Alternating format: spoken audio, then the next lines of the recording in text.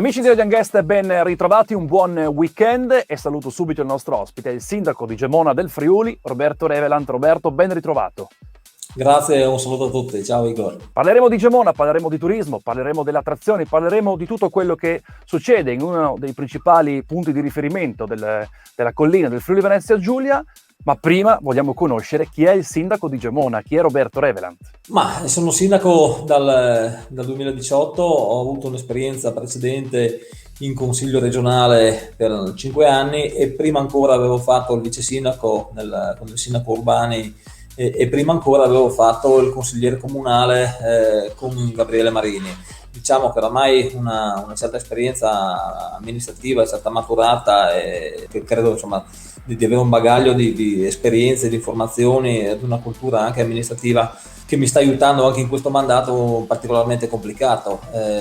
Prima ero particolarmente coinvolto nell'attività del sociale, facevo il geometra sia libero professionista sia come dipendente e ho avuto un passato anche collegato ad attività sportive come tanti ragazzi comuni, ecco, diciamo. Sono uno dei tanti ragazzi che sono riusciti ad appassionarsi, interessarsi alla parte amministrativa più che quella politica, diciamo, per cercare di dare un proprio contributo alla propria comunità dove sono cresciuto di fatto e dove ho costruito la mia famiglia, i miei legami, le mie amicizie, quindi mi sentivo di dover dare qualcosa a questa comunità. Parliamo della tua comunità di Gemona, che come tutte le comunità d'Italia è stata colpita dalla pandemia. La popolazione di Gemona è collegata alla storia per i fatti drammatici, per il terremoto del 1976. Una domanda va proprio su questo concetto. C'è stato qualche collegamento ai comportamenti, alle attenzioni, alle preoccupazioni della popolazione per quanto riguarda l'emergenza, il rischio, la paura soprattutto nell'affrontare questa pandemia? Ma in molti mi hanno detto tu se sei il sindaco che non ha vissuto il terremoto, ed è vero, e sei il sindaco che sta vivendo questo nuovo terremoto di fatto. Credo che ci siano anche delle condizioni un po' diverse ovviamente tra le due cose. Detto che il sisma del 76 ha avuto riflessi su questa città, sul nostro Friuli, significativi senz'altro, anche in termini purtroppo di perdite umane, e questo è un lutto che porteremo con noi per tutto il nostro futuro, ma sarà un ricordo della storia che non rimarrà indelebile nei cuori delle vecchie generazioni, delle nuove generazioni, mi auguro, e cercheremo di tramandare proprio questa situazione che si è venuta a verificare nel 76 ma che ancora oggi ha delle ferite. È evidente che parliamo di due situazioni diverse e di condizioni diverse.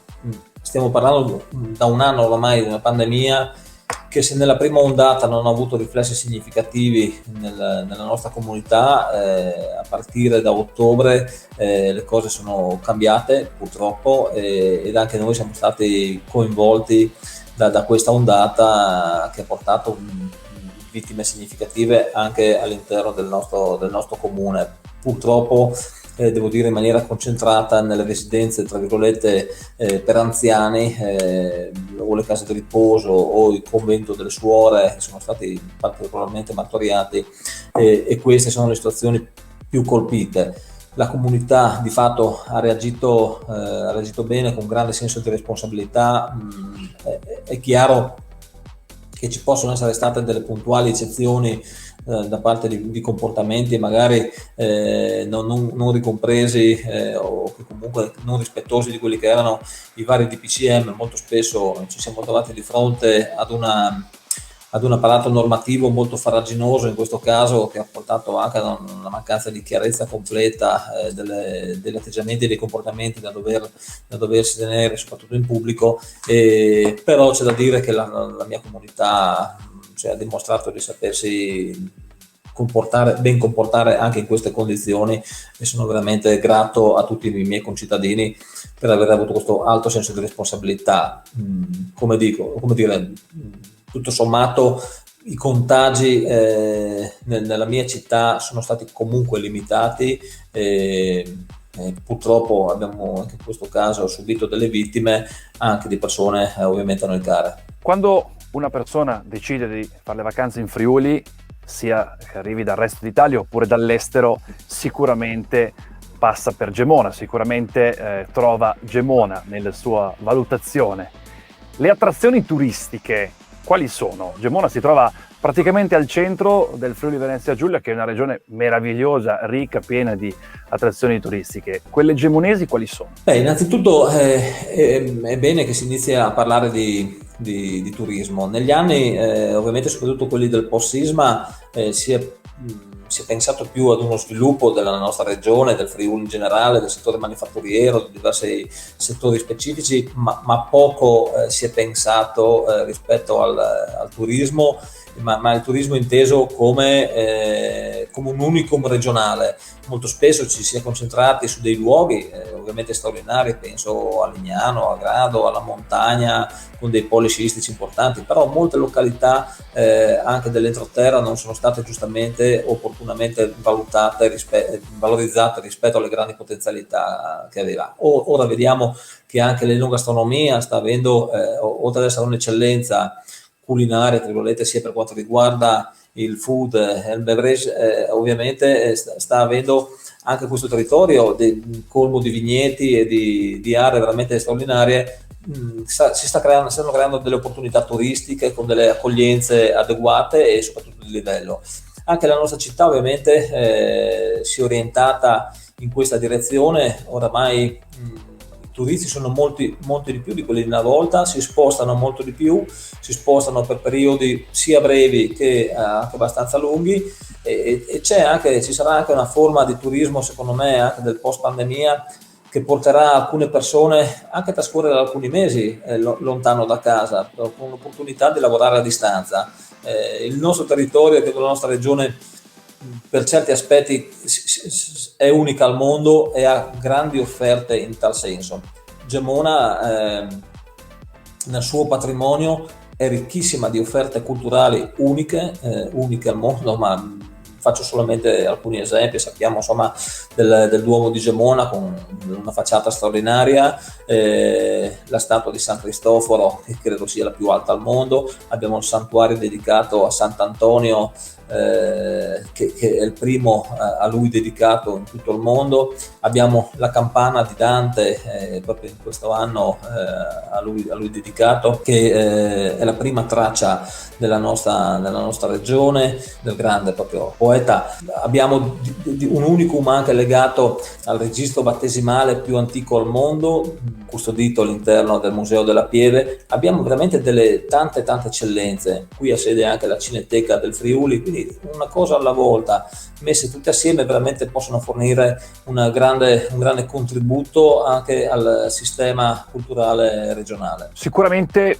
ci sono anche delle sinergie che la tua amministrazione, magari le amministrazioni precedenti, hanno iniziato e state portando avanti con altri comuni, altre aree turistiche, non solo italiane, magari del resto d'Europa, e anche gli sports che si possono fare a Gemona, per esempio. Quali sono? Ogni tanto io passo per Gemona e vedo che c'è della gente che vola sopra. Siamo fortunati, lo dicevo prima, in questi territori si può praticare, si può ovviamente vivere in maniera perfetta, direi, da cittadini. Molto spesso non siamo mai contenti di quelle che abbiamo, ma il nostro territorio è veramente straordinario ed è idoneo ed adeguato per chi ci vive 365 giorni all'anno, ma anche per chi vuole venire in vacanza.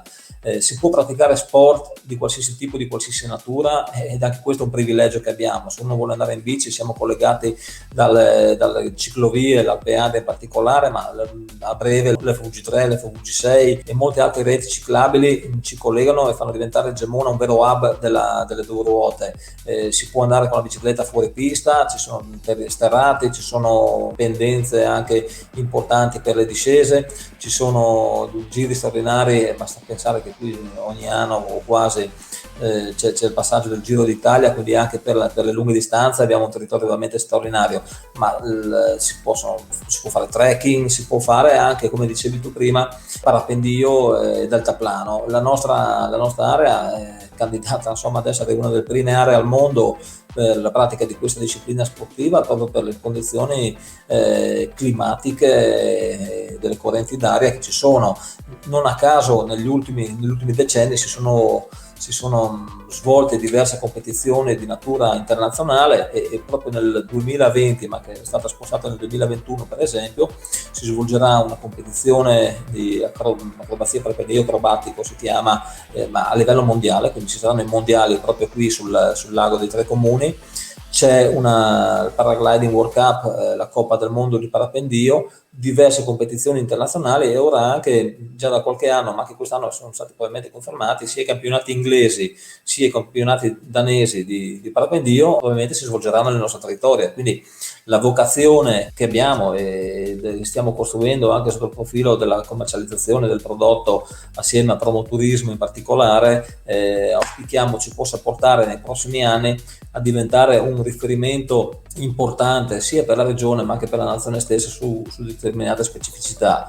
È ovvio che bisogna investire in qualità, nel sistema ricettivo, nella promozione delle nostre città ma del nostro territorio in generale. Un lavoro che bisogna fare. All'estero siamo conosciuti come una location, parlo adesso in generale della nostra regione autentica, ma poco conosciuta nei suoi format o nei suoi brand interni, quindi sicuramente le amministrazioni devono dare un buon contributo da questo punto di vista come iniziative e organizzazioni di manifestazioni. A proposito di manifestazioni o di progetti del futuro, cosa succede a Gemona nei prossimi mesi, dove sembrerebbe, vaccinazioni permettendo, che si possa vedere la luce in fondo al tunnel di questa pandemia e quindi un po' un ritorno alla normalità? Beh, detto che un amministratore o un politico, comunque in generale, deve vedere sempre la luce e deve mandare sempre un messaggio di speranza, perché è quello che la gente ha bisogno, la gente, le imprese, tutti hanno bisogno di messaggi di speranza e bisogna far capire che c'è un momento, che il momento ci auguriamo passato sia in via di ultimazione, si stia chiudendo. L'unica arma che abbiamo a nostro favore ora sono le vaccinazioni. Abbiamo visto che dove le campagne vaccinali sono iniziate la normalità sta tornando, quindi questo è il passaggio fondamentale che dobbiamo affrontare in questa fase. Ci auguriamo che tutto ciò avvenga nel più breve tempo possibile, perché c'è tanto bisogno di normalità. Abbiamo dei progetti ovviamente. Uno di questi è Sportland, che è legato ad una promozione territoriale, valorizzazione di tutto il territorio, diciamo, che abbraccia l'arco pedemontano in particolare, ed è evidente che questa vocazione che il nostro territorio ha anche sotto il profilo turistico può diventare, deve diventare anche una vocazione di natura economica, creando nuova occupazione, nuovi posti di lavoro. Sicuramente dobbiamo diventare più attrattivi di quello che siamo oggi. Lo possiamo fare con una crescita culturale anche del sistema ricettivo, come dicevo prima, è fondamentale per riuscire a qualificarci rispetto ad altri territori, ed è evidente che a questo si devono abbinare ulteriori progettualità legate sia alle infrastrutture ancora insufficienti o non completate, penso per esempio alle ciclovie, dove scontiamo un ritardo abbastanza importante rispetto ad altre nazioni, ed ovviamente ad una riqualificazione di tutto quello che è il parco immobiliare, rigenerando quello che è stato nel nostro caso la ricostruzione del post 76, ma a 45 anni dal sisma è chiaro che ci sono degli immobili che devono essere o ricostruiti o comunque recuperati e ristrutturati, proprio perché siamo in una zona sismica di prima categoria. Penso che molti progetti andranno nella direzione di riqualificare plessi scolastici, da dove vogliamo ripartire, perché crediamo che i nostri ragazzi, i nostri figli siano il nostro futuro, e quindi saranno quelli che dovranno garantirci condizioni ottimali anche per la nostra vecchiaia. C'è tempo per la nostra vecchiaia, me lo auguro, e quindi avremo il tempo per fare le cose bene e ovviamente nell'interesse di tutti. Siamo ancora giovani, abbiamo tantissime cose da fare ancora, anche perché tu sei qualche anno più vecchio di me, ma siamo fondamentalmente coetanei, quindi la vecchiaia è molto lontana ancora. Ringraziamo il sindaco di Gemona, Roberto Reveland, che ci ha illustrato che cosa sta facendo, che cosa ha fatto e che cosa farà Gemona del Friuli, uno dei punti di riferimento non solo del nord-est d'Italia, ma anche del Friuli Venezia Giulia, e ti auguriamo un buon lavoro a tutta la tua amministrazione e naturalmente anche a te. Grazie. Grazie, buona giornata a te.